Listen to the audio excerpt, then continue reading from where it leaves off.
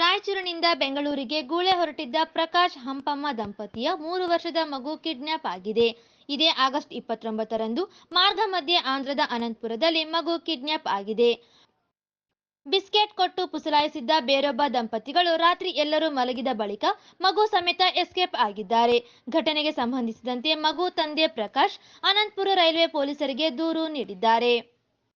ಮಗುವಿನ ಜತೆ ಎಸ್ಕೇಪ್ ಆದ ದಂಪತಿಗಳು ಮಗುವಿನ ಗುರುತು ಸಿಗದೆ ಇರಲು ಮಂತ್ರಾಲಯದಲ್ಲಿ ಬಂದಿದ್ದ ಆರೋಪಿ ದಂಪತಿ ಮಂತ್ರಾಲಯದಲ್ಲಿ ಮಗುವಿನ ಹೇರ್ ಕಟ್ ಮಾಡಿಸಿ ಬಟ್ಟೆ ಬದಲಾಯಿಸಿ ಎಸ್ಕೇಪ್ ಆಗಿದ್ದಾರೆ.